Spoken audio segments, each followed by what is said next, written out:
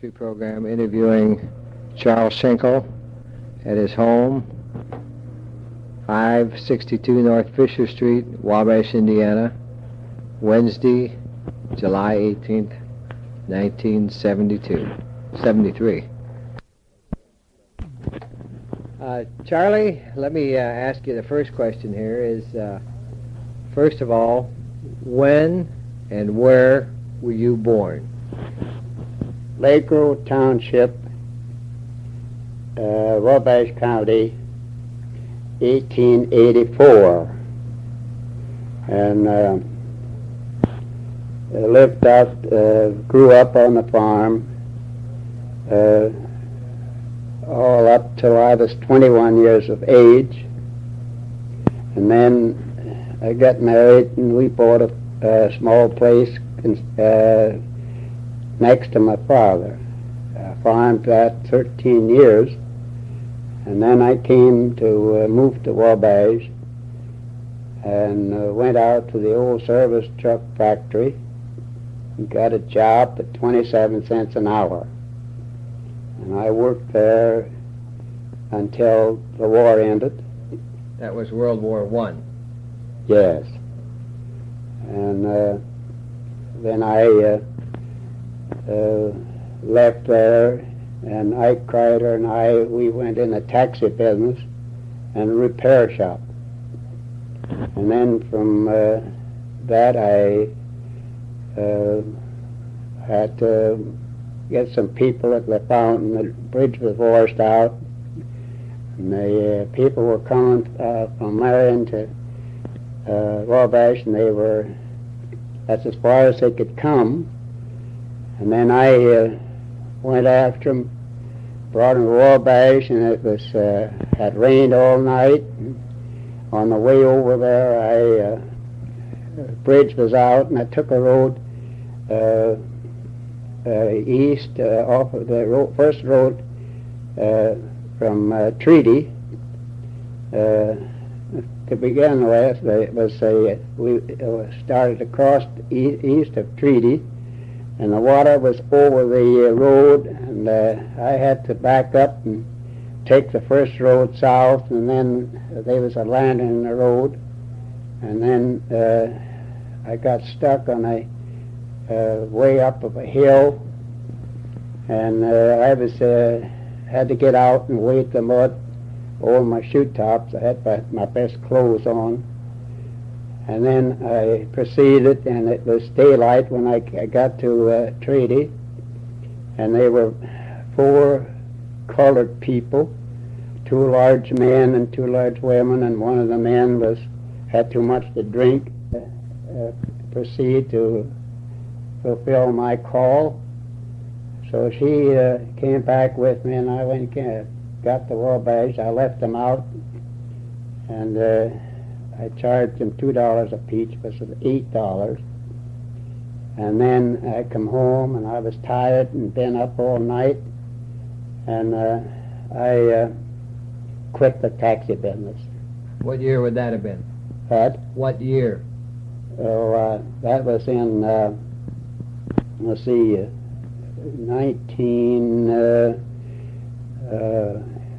about 1922. Okay. And then from there, I started to working for Slausa Brothers, and I gathered cream for 11 years. And I had to work up a new business because the farmers brought their cream in. They got a little more by bringing it in, but I got a business worked up that I had my routes worked up in less than 11 years. That I came in with on Mondays with 10-gallon cans, and besides that, we had quite a bit of coming to the station.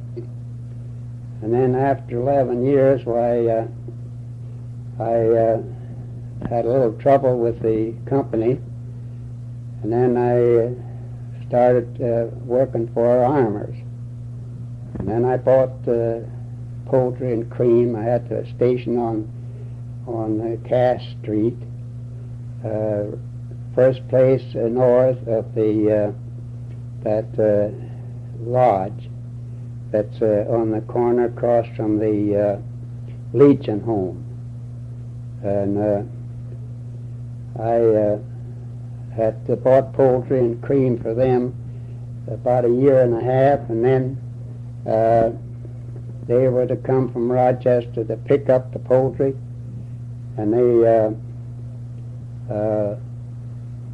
didn't come. It was on Saturday. They were supposed to come, and they didn't. They come on Monday, and my poultry had lost so much weight that it took $42 off of my profit, so I quit them. And then from there, I got a job at the Talbot Garage as a serviceman. And from there, I got a job with the Crewmine Furniture Company. And then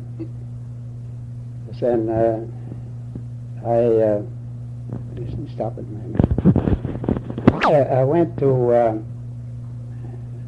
help Hipskin as a painter, and I worked that way. And then later on, I went in painting business on myself, and then I was in the real estate business until a panic, and then I helped to dig the first trench in the hospital.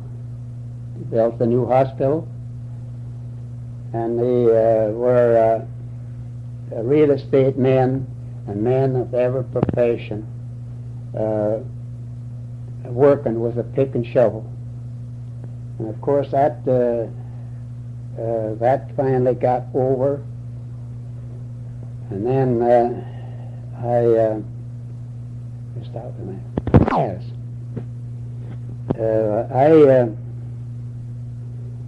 With the help of my father,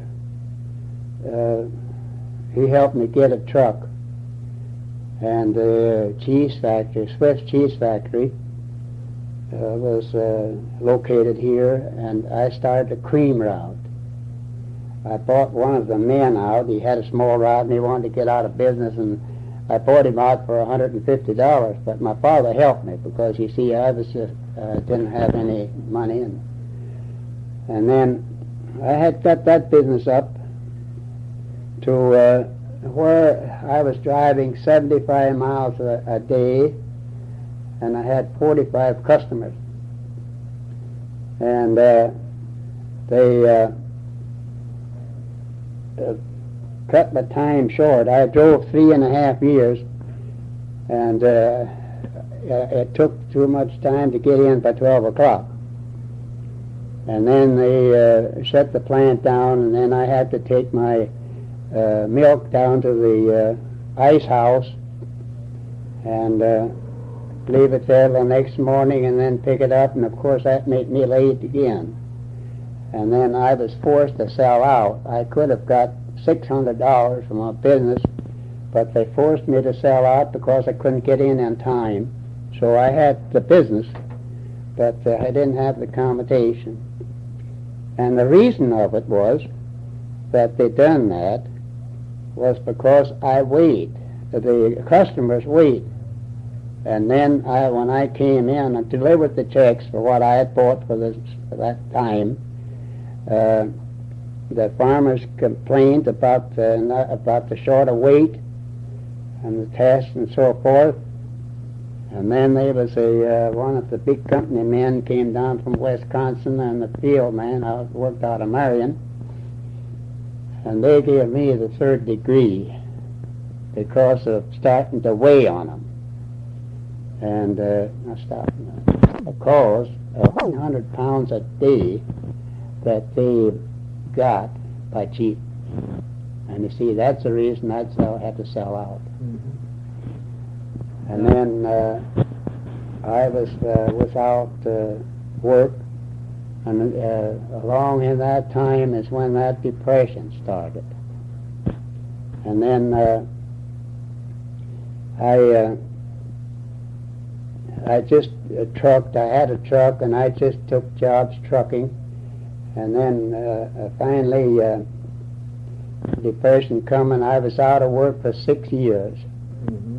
And then my first wife was sick, needed doctor's care, and I got behind on my payments. In the first house west of the West End Market, I owned that.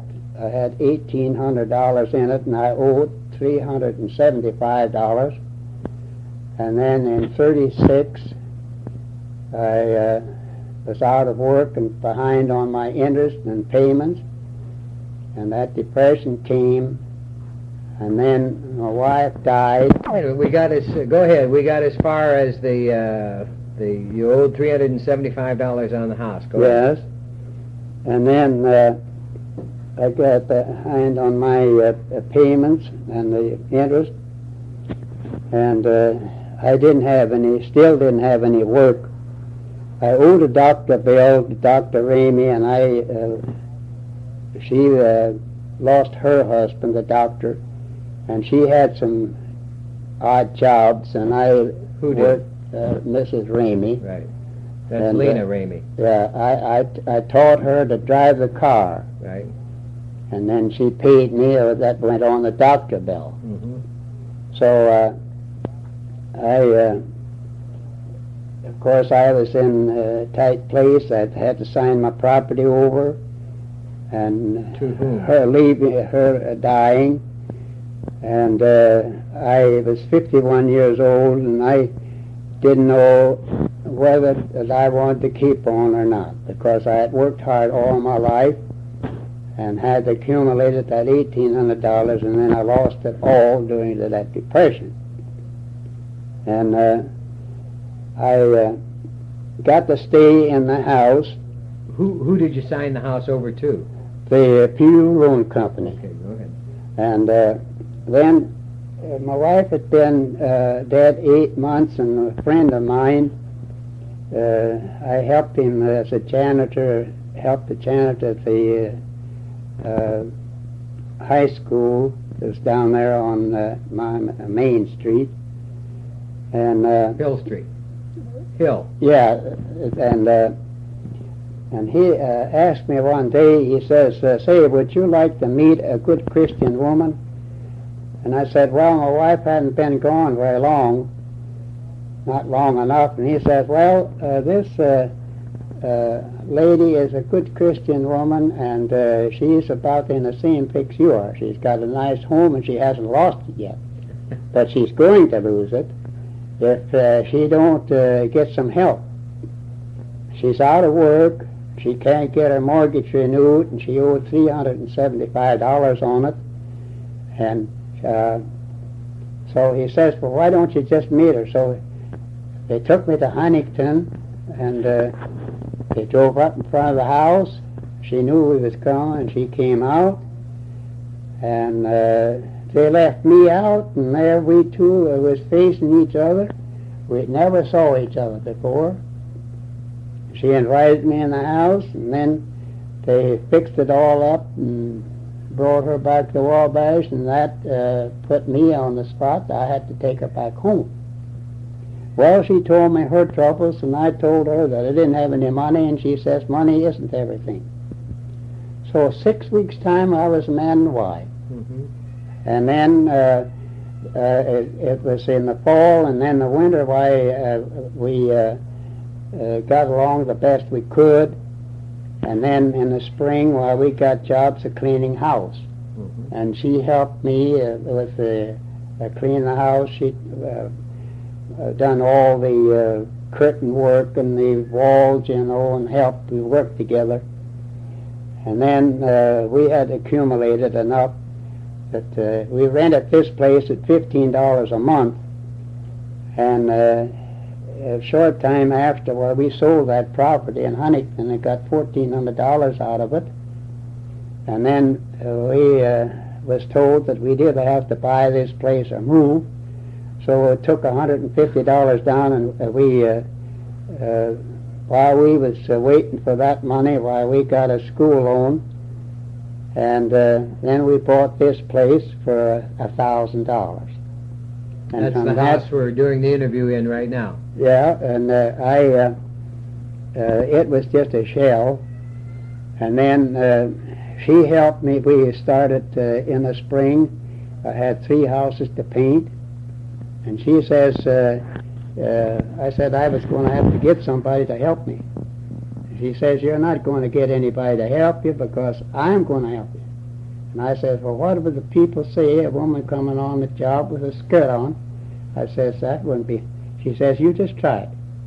You get me 2 ladders, one 5-foot and an 8-foot and a 3-inch brush. Okay. I says, we'll try it.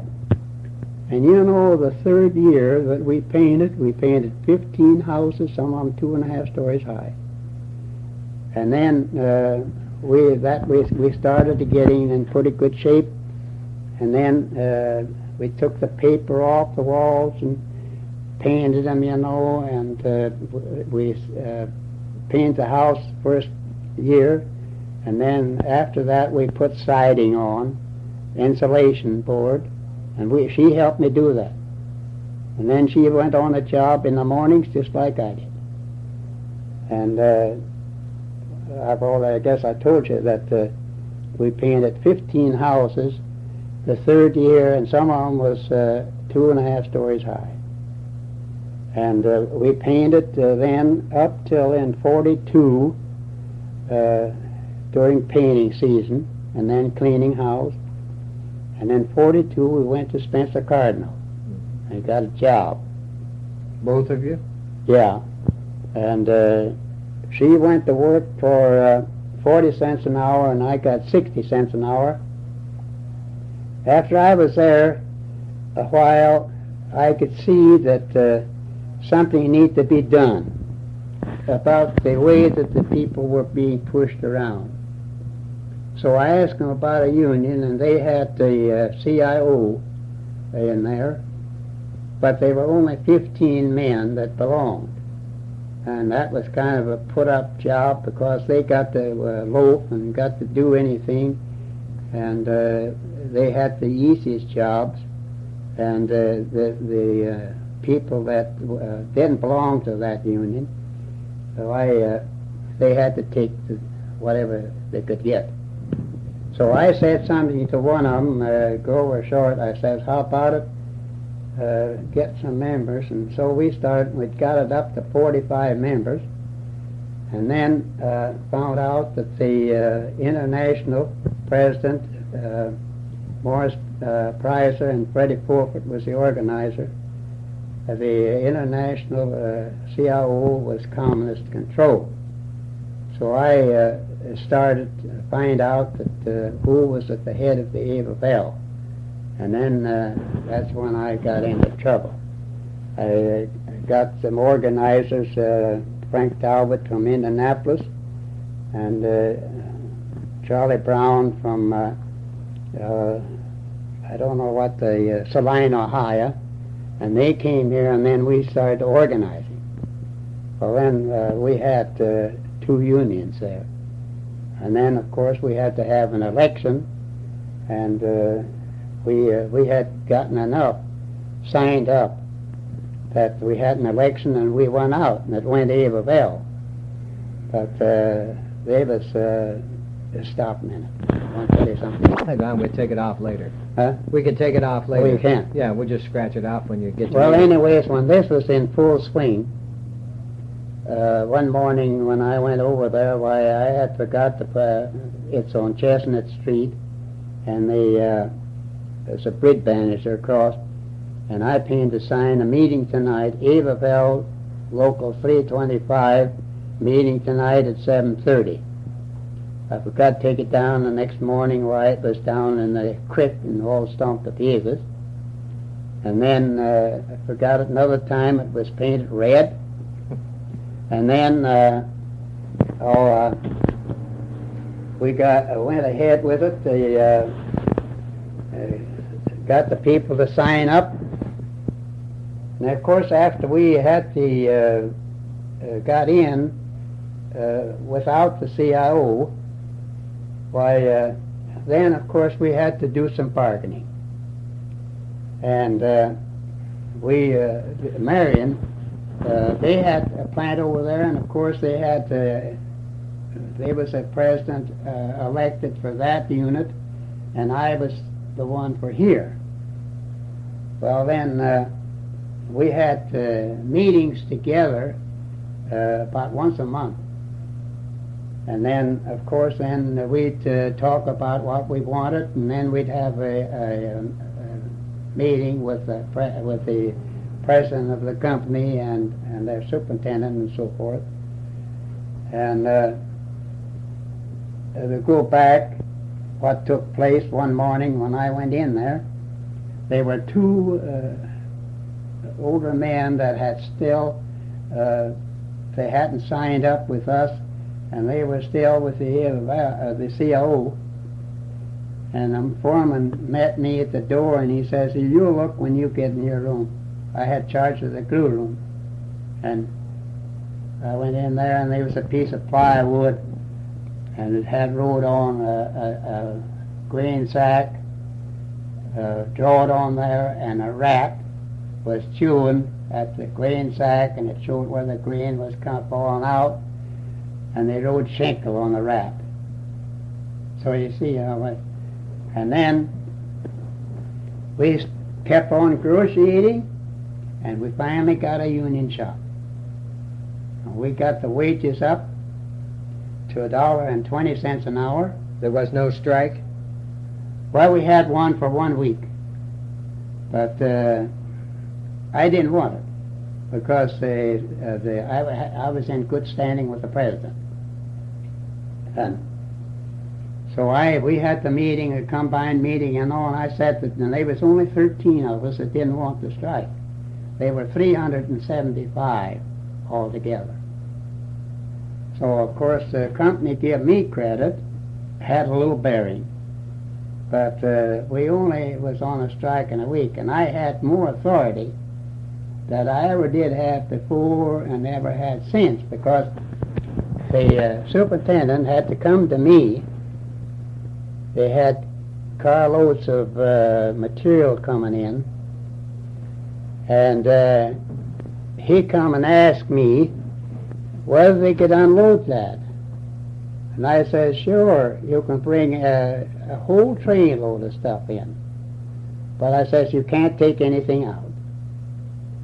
And Jimmy Odell was the one that I talked to, and from then on, why, we weren't very good friends, but they only struck a week, and we got a 2-cent raise. But outside of that, well, we didn't have much trouble, but I was being watched all the time, and we got an insurance in there that women that would become pregnant and have babies, and the insurance company would pay that, and a hospitalization paid 60% of their wages for a whole year if they were disabled and couldn't work. And 3 women, Mrs. Norwood and Norma Pitts and Mrs. Brightgroom, they went on a vacation down in Missouri, and Mrs. Brightgroom had a son down there in service, and they was coming around a bend, it was raining, and they had a head-on collision. Mrs. Norwood and Mrs. Pitts had both legs broken above the knees, and they were down there in the hospital for a year. And the one of them drew $2,100, and the other one drew $2,200, and the insurance company paid 3% on the payroll. That's the way they paid our insurance. And the third year, they paid $44,500 into our insurance fund. So, we had a lot to go on. And, I tell you that Jimmy Odell, he didn't have much in the way of power, but he watched, watched to see me to get something on me. And in 11 years' time, why, he caught me outside the factory, and was in the crew room, and the pipe overhead was the pipes that went to the drying room. And it was so hot on the first day of June. And I just stepped outside, and the lady that was helping me, she told on me. And he was in the office, and he got in a car, and he drove got down past the lumber yard, or close to where I was, and he jumped out of the car and came over before I could get back inside. And he says, "What are you doing out here?" And I says, "I'm out here cooling off." He says, "Well, don't you know that you signed a contract that coming in where you check in and out? And you signed a contract that you would never leave your place of work." And he says, "Now, this is it." Well, I says, "It isn't too bad." I says, "I got too hot in there." "Well, yeah, but it's bad enough." He says, "You come to the office and get both checks." And he took me to the office, and on the 4th of July, I would have gotten 2 weeks' pay, $40 each, vacation pay. I lost the $80, and then besides that, he penalized me with the unemployment insurance, and then besides that, he blackballed me with all the rest of the companies, and I couldn't get a job. So I went back over there about 2 months after, tried to get back, and he swore, and he said he'd never take me back again. And it wasn't only about 6 months or a year that the Jimmy Odell was put in as superintendent, because the one that had the original one that got sick, and he didn't have enough management to even keep that thing going, and they had to sell out. And that was the end of that there. And then, of course, from then on, my wife worked 11 years, and I'd worked 11 years, and my wife had worked 13 years. And then, of course, she worked until they sold out. And then, of course, from there on, Wagner's bought it.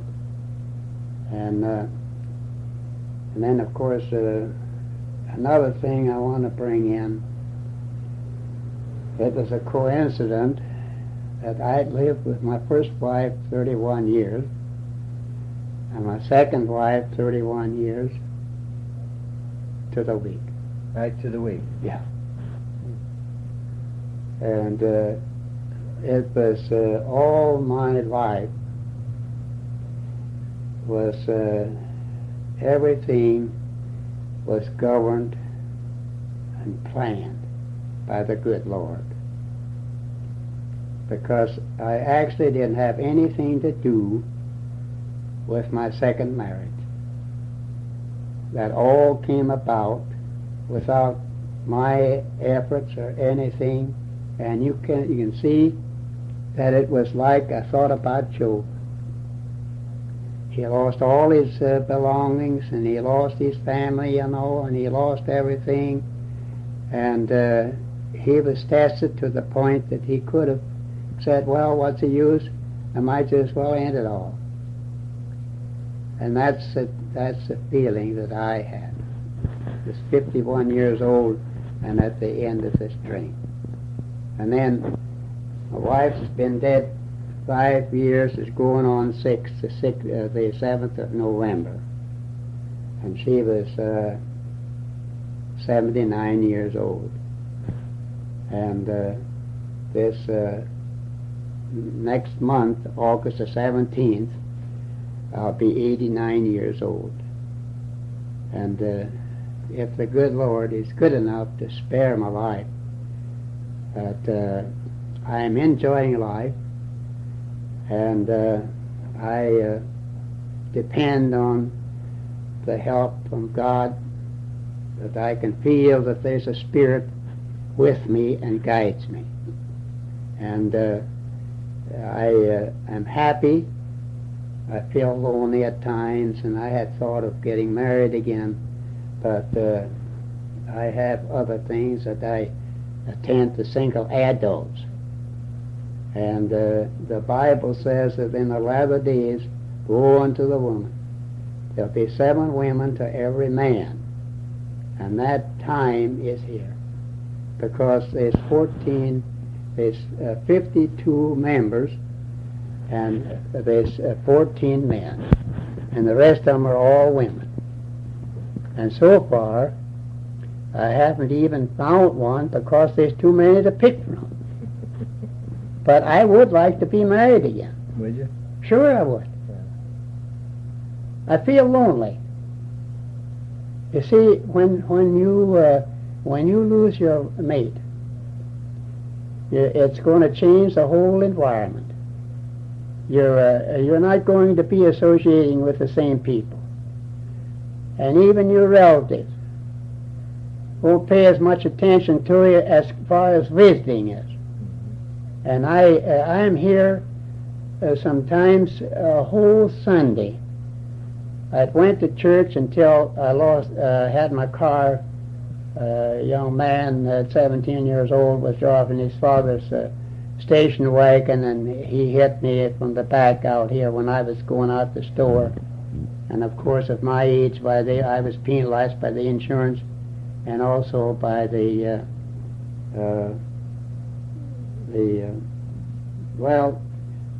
insurance company, they penalized me.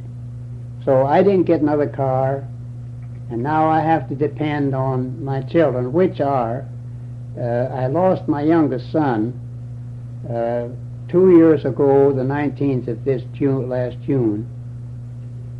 He was 61 years old. So you know that I've had enough things to happen that I could be discouraged. I lost 2 wives and I lost a son, but I'm not looking on that side of life. And I've been carving. I keep busy painting and carving. In the winter I paint, and in the summer I carve. I've got my machinery on the back porch, and I work right off the kitchen. But the girls seem to think that I do a good job keeping the house clean, but they still can find some things, missing. And they come in about once a week, or maybe a little, not quite that often. But I had a little sickness 2 months ago, and I had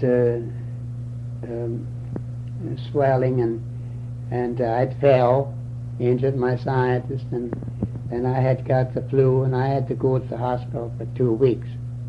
But when I came back, I had my minister pray for me again, which had been before in 61. Stop a minute. Yeah. Go ahead. We'll correct it when you get done. Well, in 61, I had a heart attack, and I partly recovered from that, and then I had a light stroke, and then I recovered from that, and then later on I had another heart attack, a cornea, and another light stroke, and I'd lost my voice. And the 5th time that I was in the hospital, I asked my minister, Reverend Blanky, that I'd been a life member of the United Church of Christ. And since 1918, of course, I was baptized into that denomination. And then I got so tired of being in the hospital and in and out, and it cost quite a bit of money. So I asked if Blanky would stop in whenever he'd come out there, and he'd stand at the bed and pray.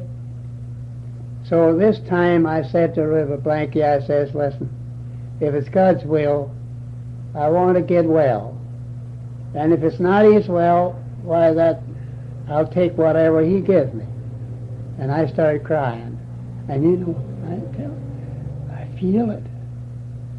Oh, I feel it. I told him. And I felt a vibration. He took my right hand and he held it real firm. And I felt the vibration, and it stopped there. And that was in 61. And Pearson had been my doctor for about 25 years. And then he went on a fishing trip, and he turned it over to Rao. And then Rao came in when it was after the day after this prayer was, and he looked at the chart, and he said, "Charlie, something's happened because this chart shows there's nothing wrong with you." And I told him. He says that accounts for it. Now he says, "You've been taking 5 or 6 pills for that many years." Now he says, "Tomorrow morning you can leave here, you can go home, and if you got any pills left, throw them away." Which I did. And I never took any of them pills anymore, and not now. But the reasons I had to go to the hospital was because of that fall. That wasn't God's fault. See, that was my fault. Mm-hmm. Well, while I was there, my blanket came in, prayed for me again, and another minister from one of the other churches.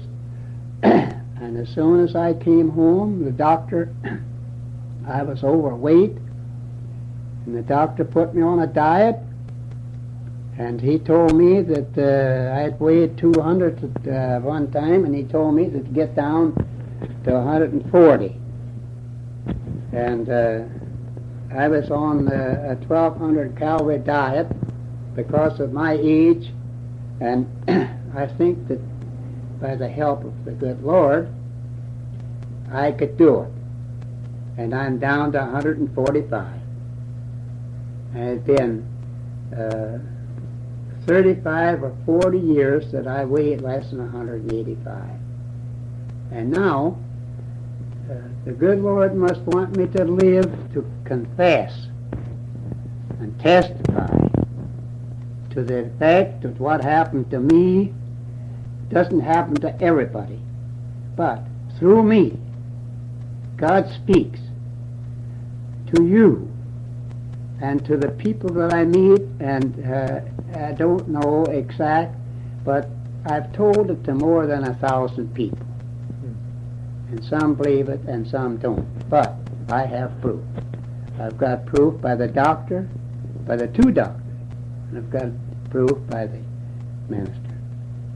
And Talk about this. so I was the... Well, tell me about your grandparents and your parents in your early life. Well, the grandparents came over from Germany, and they came by a boat, and they were on the water for 3 months, and they got lost. But they didn't have very much to eat, but that was another time when the good Lord stepped in, and they reached the shore, and somewhere around New York. That was my grandparents on my father's side. Now, my grandparents on my mother's side, they came by the way of New Orleans. Were they German also? Yes. And then they came up the shore, up to Cincinnati on the Ohio, and then on the Ohio River. And they settled, and I'm talking about my grandparents on my mother's side. And they settled in Cincinnati, and they were there about 8 years. And then they left there, and they bought a farm north and east of Andrews. And then they farmed for some time. Well, my mother was 3 years old, and of course she had 2 brothers that was older than her, and a sister. What was their name?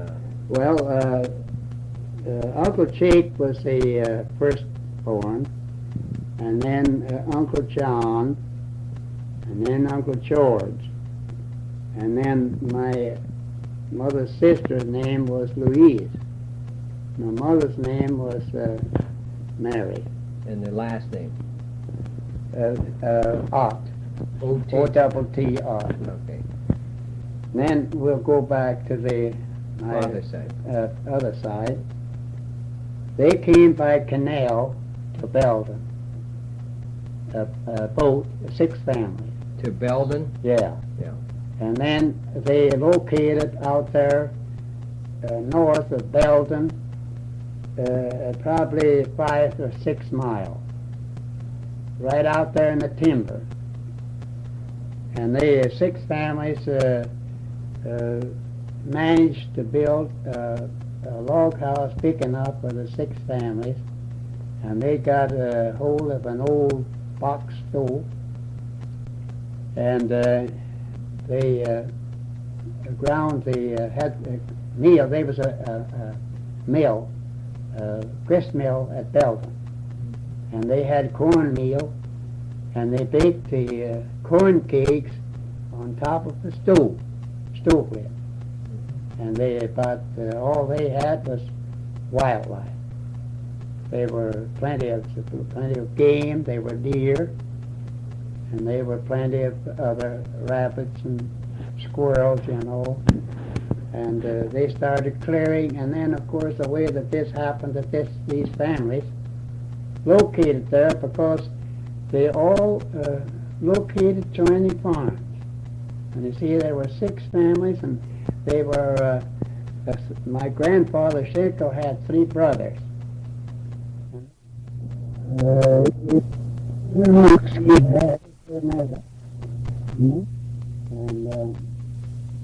young, and anyways, there were 6 families.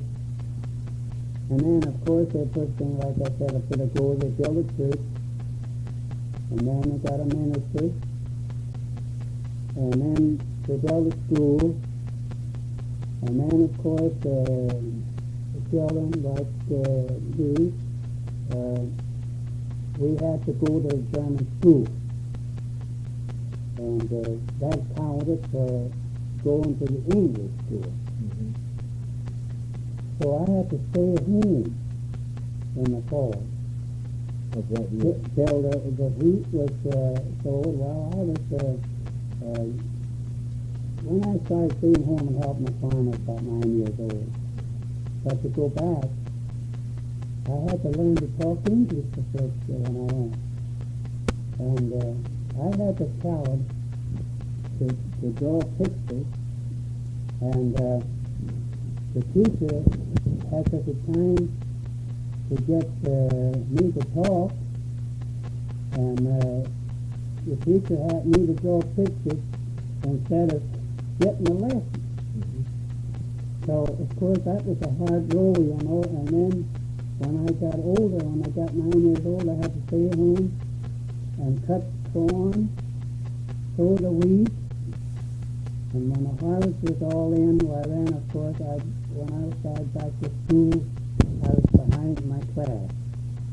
And to top it off, when I was at the age of quitting school, I was about 18 or 19 years old. And I'd only got to the 6th grade. Mm-hmm. Was this in a one-room school? Yeah. You're 19 years old and you're in the 6th grade. Yeah. And they were young men going to school was 21 years old. Mm-hmm. How was that one-room school? Oh, you might know you'd have about 30, 25 or 30, maybe 35 children, one teacher. And we had 8th grade. We had 8th grade, you know. And of course, 8 beside they'd have recess, then about 10:30, and then 12 o'clock they'd have noon. And then they'd have an hour off. And then they'd be back again at 2:30, they'd have recess again. And then, of course, 4 o'clock they let out. And the 10 days, well, it was multiplication papers, reading and writing. Mm-hmm. And there wasn't much chance, you know, that the teachers weren't up in their learning anyways, some of them took the poetry, and I wasn't very good at memorizing. But my subject was mostly geography and history. But as far as I'm concerned, about all that I know now, that's what I taught myself. I was president of the local union. I left that out. I was president of the local union for 8 years. I had a recording secretary and a financial secretary. And you might wonder, how could I do with that kind of education? Well, I had a dictionary. When I ran across some words I couldn't spell, I had the dictionary. And then, of course, I took everything up as far as figures were concerned. Multiplication and division, I never was very good in that. But it never bothered me much in my course. It kept me since I had the ability and also knowledge, but with the education left out. But see, I could have gotten a lot of places, not like I did to become president at the local, and I could handle it and did for 8 years. So,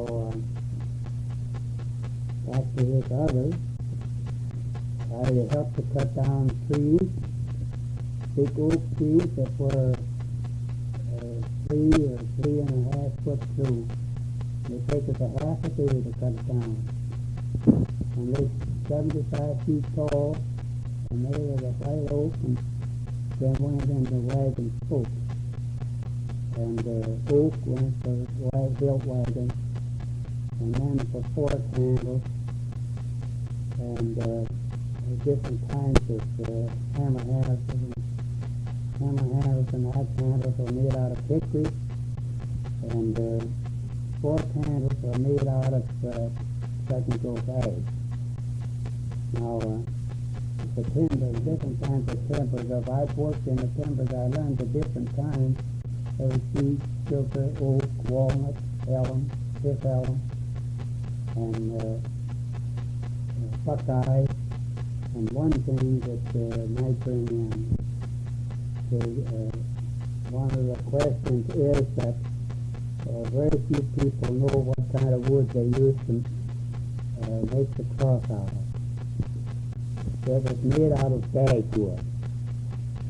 And the dagwood tree was a larger tree at the time of Christ's life as our oak.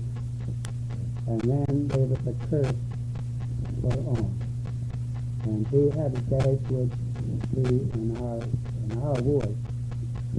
And it was punished to the extent that instead of the stalk of it going straight, it was twisted just like a grapevine. And it had little white flowers, and the center of that flower had a heart-shaped orange color. Let me ask you, what was it in the forest back in those days? The trees, and describe how it was around your house out there. What kind of a house? Oh, the timber came right up within 5 or 6 rods. Mm-hmm. And the house was an old log house, and part of a frame built up to it, and they had a fireplace in it.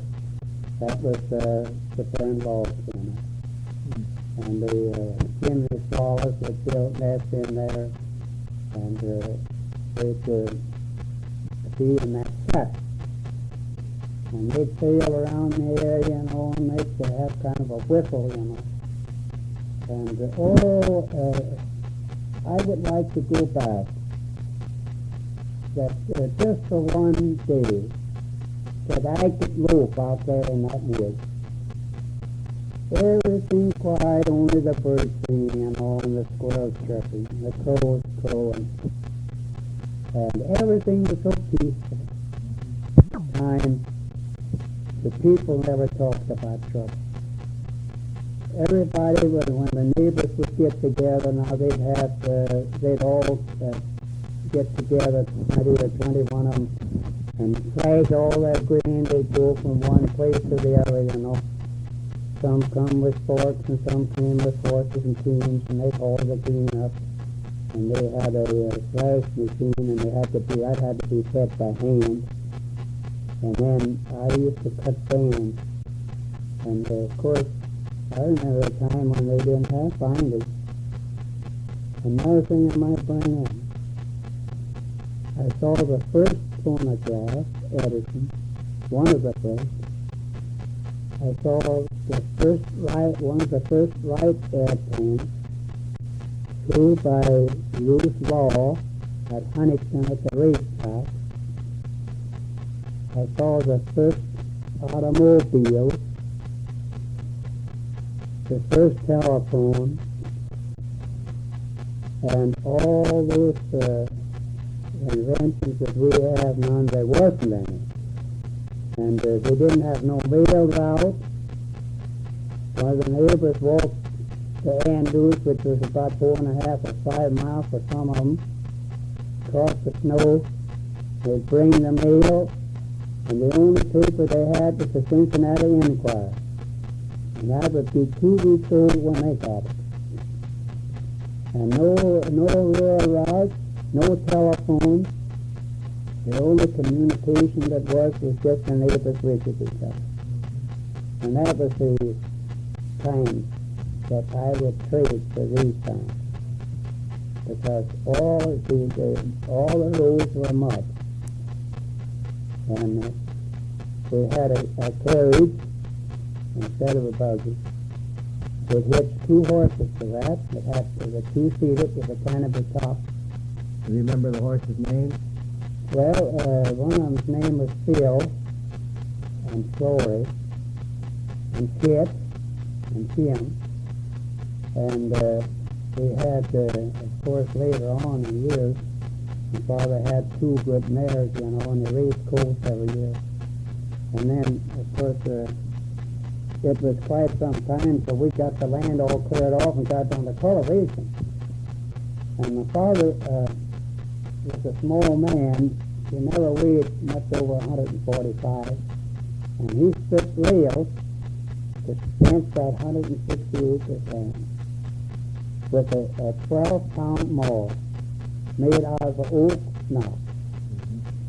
And they had a hole bored through it and put a handle in it. And all the fences were laid up to rail fences. And of course, we had a lot of fighting to do with weeds. And then snakes, lizards, and all kinds of insects. The flies was like in the summer when they'd sit down at the table, they'd be in the house, and they'd be like a bee swarm. And they went and took a newspaper and cut them into tassels, and they would brush the flies when they had flagging, a group of men was eating, you know. And then they used to have, my grandfather and people had peacocks, and they'd make a fly brush out of a peacock tail. And you know, that was about 3 feet long beside the hand. It was a most beautiful thing, you know.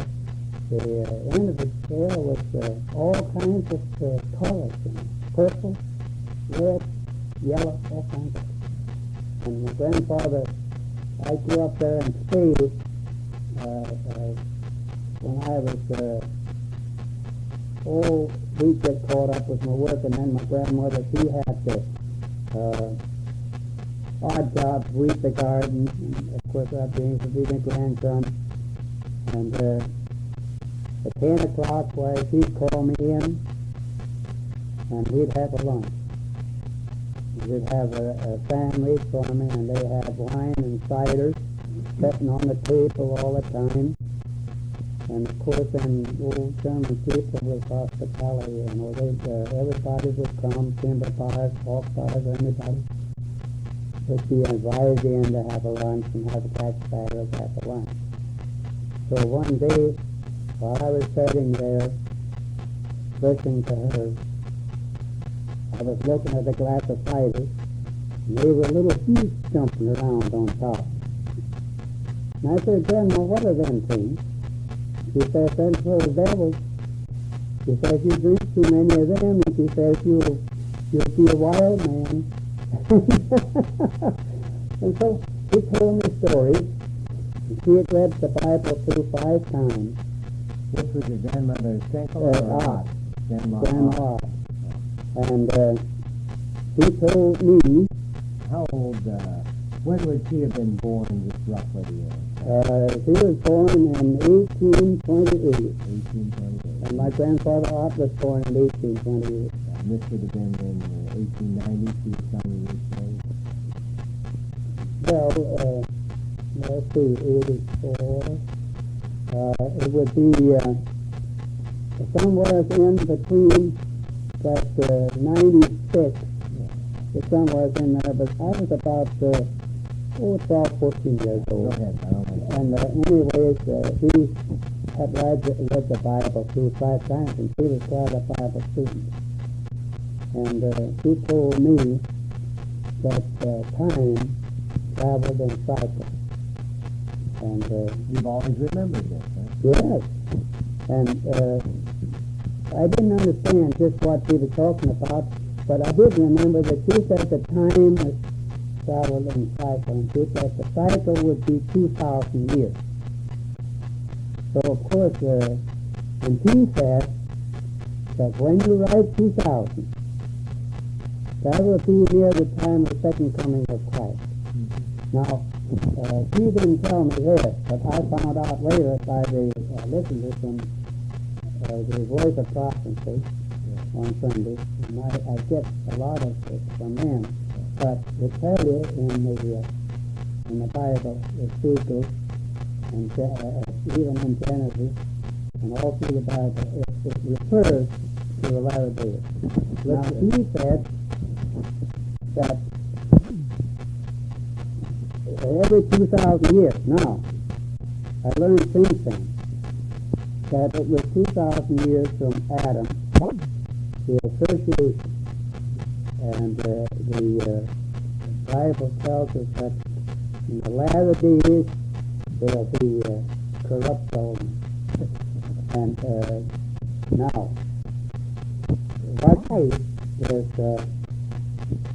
I'm not much a politician, but I do know this, that the 3 largest powers in the world, 2 of them are communists, and the United States is capitalistic. Charlie, let's not get off the track here on some of this. I want to ask you some other questions. Yeah, okay. Let's make this the end of part 1 so I can turn the table. Part 2, Charles Schenkel. Charlie, let's go on to some other subjects here. Let me ask you about, you and I were talking one time about the Ku Klux Klan. Oh, Tell me that story. That sounds pretty interesting. Well, I don't remember exactly what time that was. It was in the 1920s. Yeah. Yeah. Well, I got curious, and I started going to the meetings. Yeah. And where were you working at this time?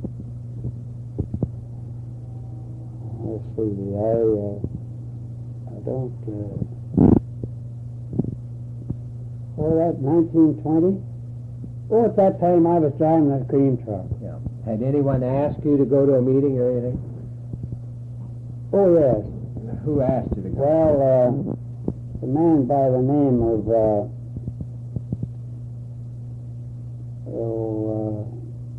his wife had a millinery store, and he drove had a 1-horse outfit, and he said, "No, sorry, it wasn't him." But I talked to him too. We might use him as a. Yeah. Okay. But Sam Bovey was at the head of the thing. Yeah. And they had meetings up in the upper part in the Eco Theater. And then they had gatherings out at the park. And I remember one night that there was 750 went in. And then when they had this airfield where Marsh's store is now, later on there was a sail barn there. And they had a pole 75 feet tall, American flag at the top of that, and there were 750 more went in. What was the reason for that meeting? Was that the night that, was that a memorial service for Harding? Well, yes, it was for the benefit of a church and get better acquainted. And we had meetings just like a lodge would. We had a meeting, I don't remember correctly whether we had once a week or so, but we had a large membership, and about everybody in Wabash belonged outside of the Catholics and the Jews. And a funny thing happened. A man by the name of Freddie Vincent, he was retarded. And, of course, Ed Beitman was a Jew. So they let him up in a meeting. And then when he'd get out on the street, they'd ask him questions. And they asked him who was the president of it, and he said Ed Beitman. He had that all mixed up in. And, of course, what broke the thing up was that the Bickerstaff, Dr. Bickerstaff's two sons, were organized and they didn't even belong. And they took in a lot of money, and you see, it got to be a money-making scheme, and it turned out to be dishonest. And of course, then the thing just blew up. And so, like I told you the other day, the one thing that stopped the thing from going better was them masks. And they've done a lot of good. We donate money to the churches, and then we go out to their meetings. We'd have a meeting at night. And we went out, I belong to the County Line Church, northeast of Andrews. That's where I grew up. And about 12 of us, we went out there, and we went into the church meeting. And of course, my brother was one of the ushers, and he knew about it. Well, you know, the minister's wife was playing the musical instrument, and she got so nervous that she couldn't play. And they had to, and you know, the leader of our gang presented the minister with $25. But you see, the thing of it was that they didn't understand because we came with masks on. And of course, finally they quit going, you know, and the thing broke up. But the Bickerstaff boys was part of the reason, and the other reason was because of masks. It was too secret. You told me a story about how they kept people in line. Oh, yeah. Tell me that story. Well, there was a man, a grocer, that had a grocery store in Andrews, and what was his name? Frank Fultz. And he got sweet on the baker's wife, and he didn't know who was who, so they, 6 of them, got in a car, and they watched him pick her up. And then when he did, well, they followed him. And then he caught on, and they chased him through Pittsburgh, and he didn't stop until he ran out of gas. Then they had him get out, and they talked like they might, do something to him. So they told him that they helped him out to get back home. And they told him if he was ever caught doing that again, maybe I shouldn't go ahead. They said that he'd fix him so he'd never look at another woman. Pretty effective.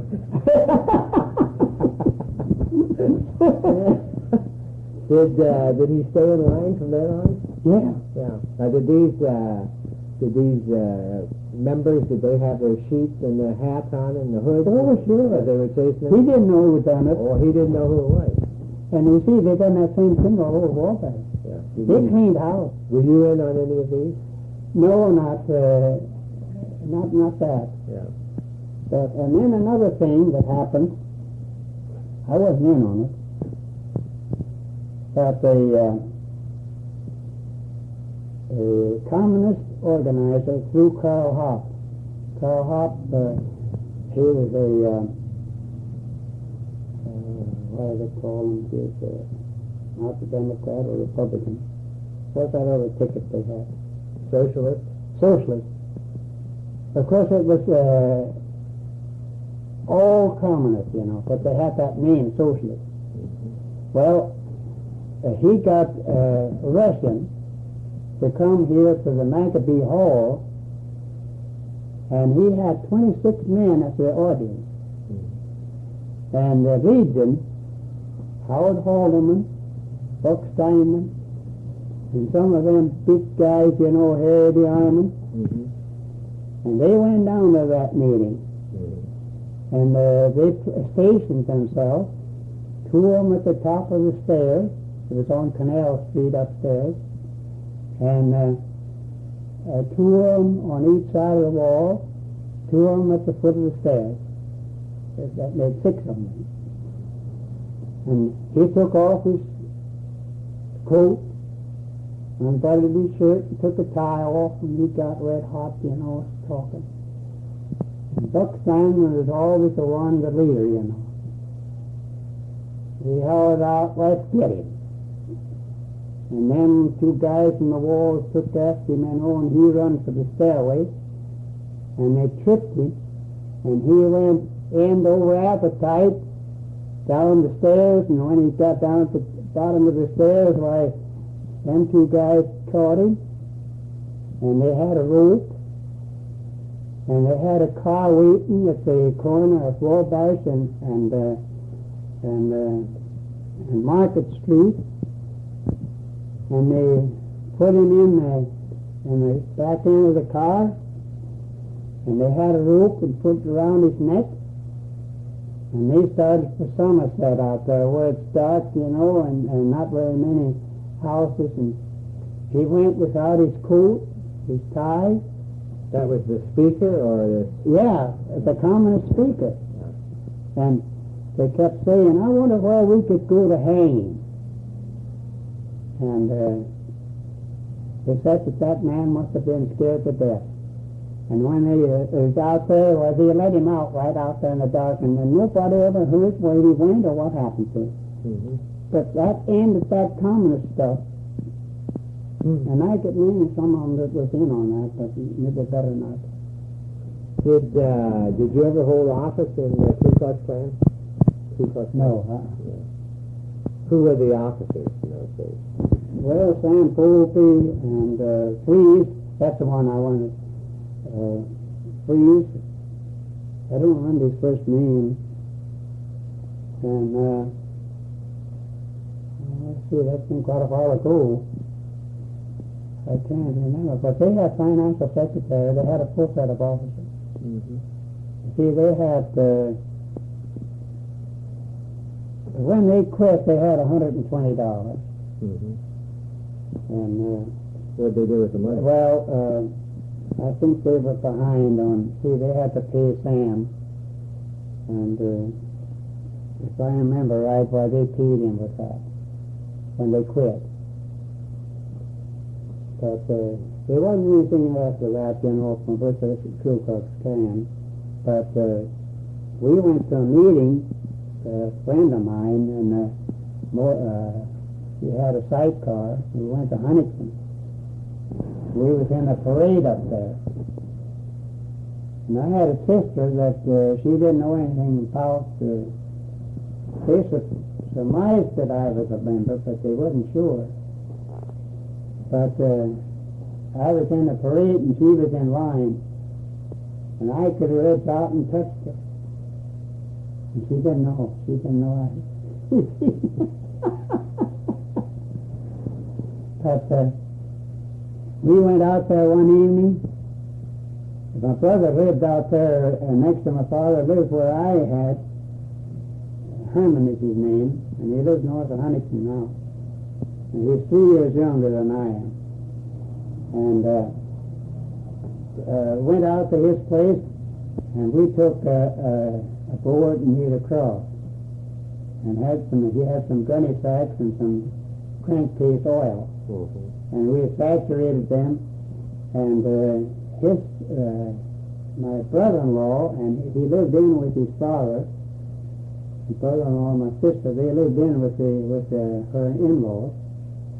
And we put it on the line fence at the highest place. It was kind of rolling there, And they got so mad. It was about 8 o'clock in the evening, and they got their guns, and they came over to my father's place, and they went from building to building. Mm-hmm. And if I would have been out there, of course, we wasn't anywhere near that place, because it was south of where my brother lived. Were you doing this as a joke, or what? Well, we was doing that just to annoy him. Yeah. Mostly, because he didn't belong. They didn't belong. Yeah. They didn't know what it was all about. Yeah. So the funny part of it was, my family and I, we were on the way home. We was probably halfway to Wabash when he was out there looking for me. And so he had 2 brothers living close by. And to top it all off, they made little crosses and tied strings to them. And when my sister and my brother-in-law and her father-in-law and mother-in-law were going on Sunday afternoon, I don't know how many crosses they had, made little ones, and they tied them all over the gates and everything. And they was almost crazy. Yeah. You were doing that just to irritate them? Yeah, sure. Yeah. You got a big kick out of it. Yeah. But, how old were you when you got married? First time? 21. And my wife was 17. What was her maiden name? Huh? What was her name? Bertha. Bertha May Miller. Miller.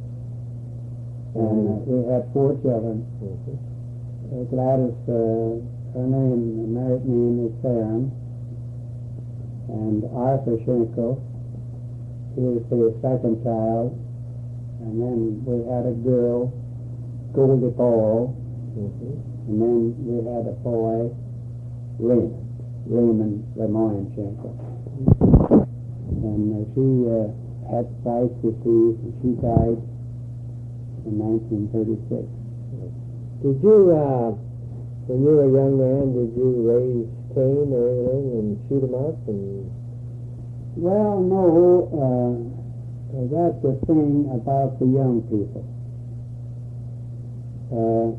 This generation,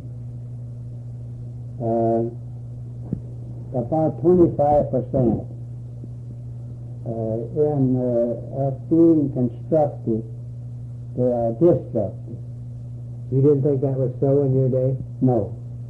Oh, no. You guys didn't drink? No. Oh, we had beer and wine and cider. Yeah. Whenever we wanted. Yeah. We had every home had it. Yeah. And then when we'd go to town, my father would take my brother and I to some.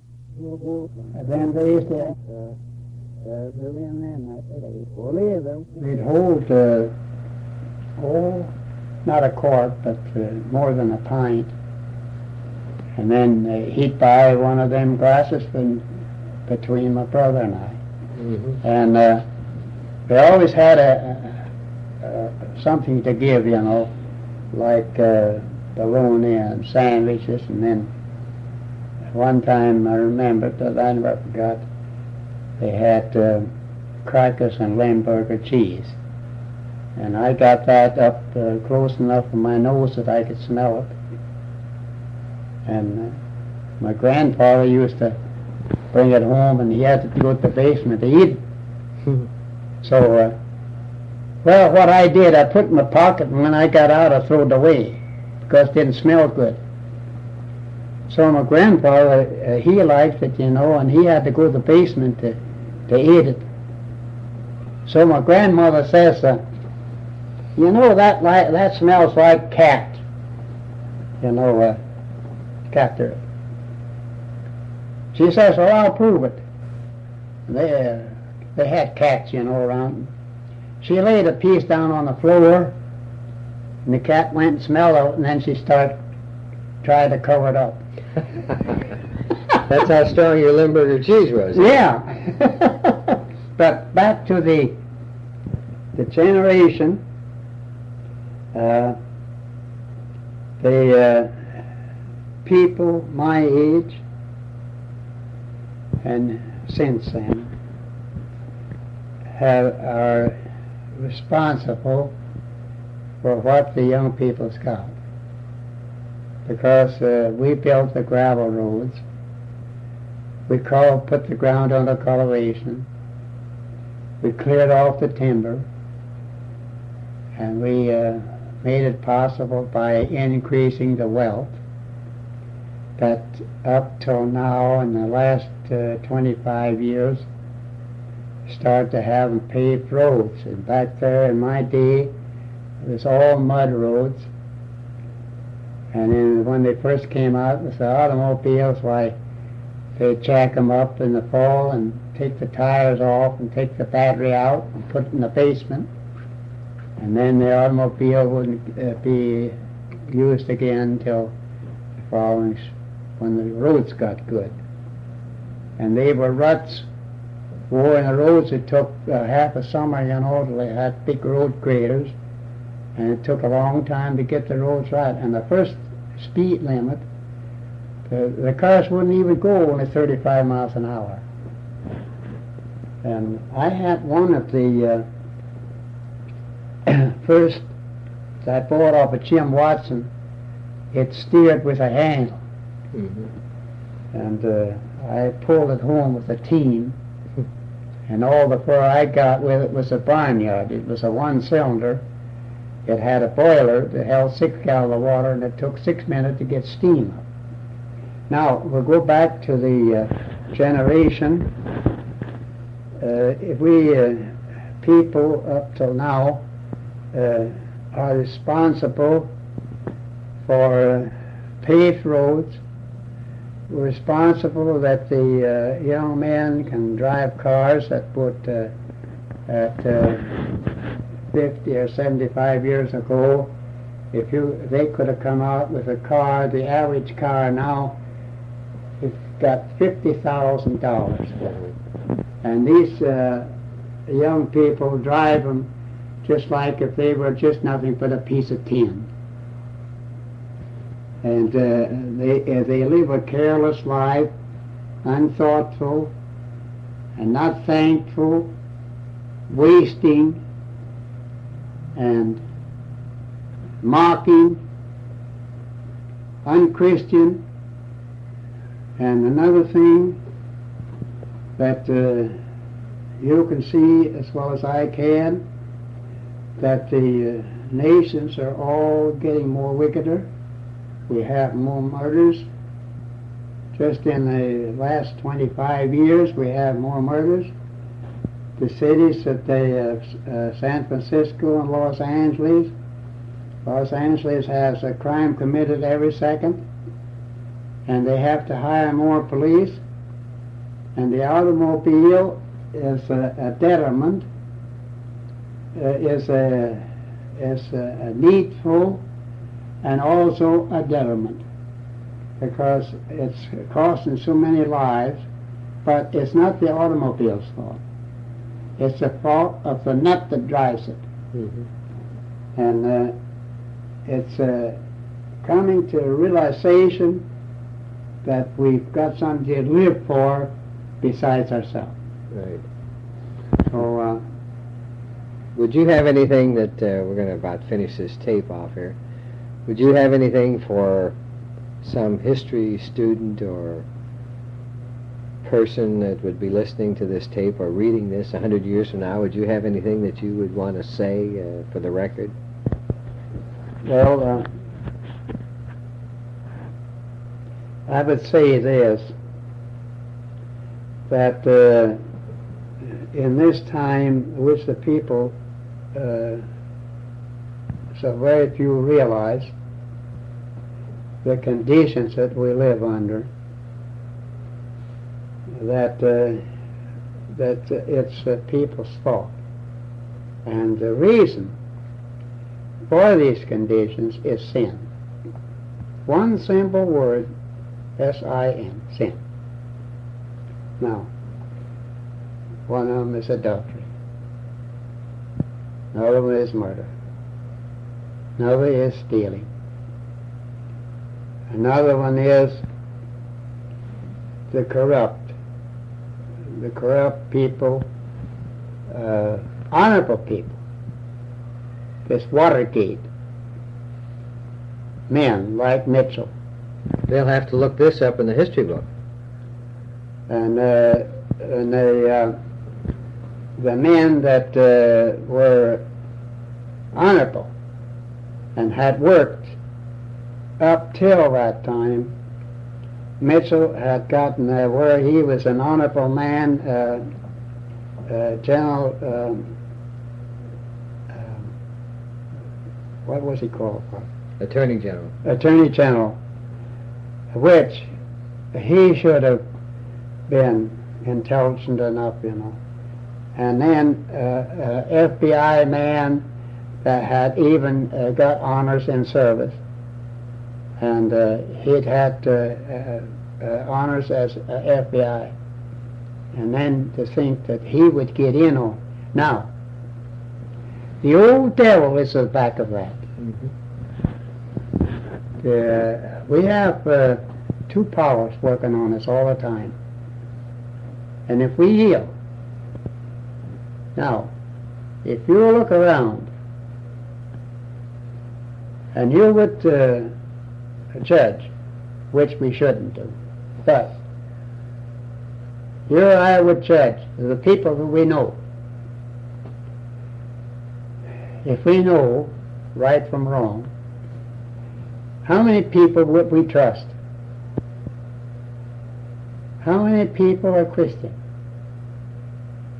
How many people are honest? How many men are true to their wives, or how many wives are true to their men?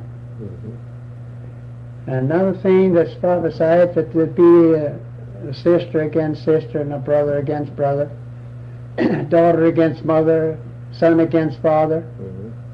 neighbor against neighbor. And everything is selfishness.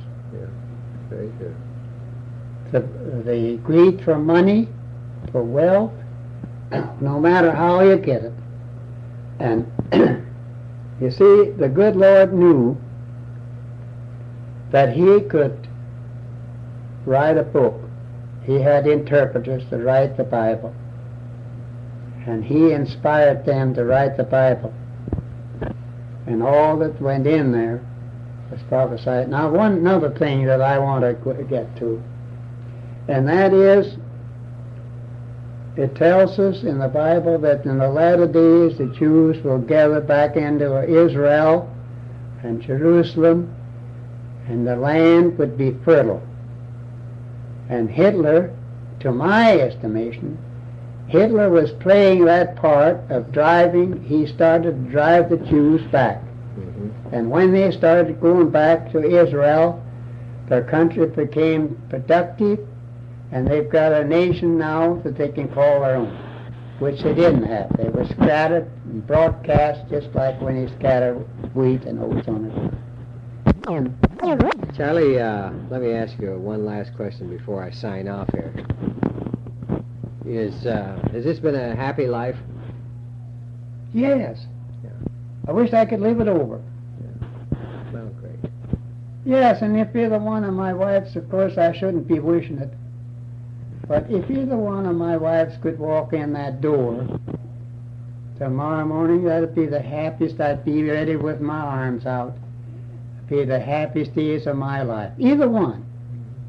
And as far as we were concerned, we were not only in love at the first, but we were in love up to the last. I thank you for this interview. This is And I thank you Yeah, okay. very much. George Dingledye.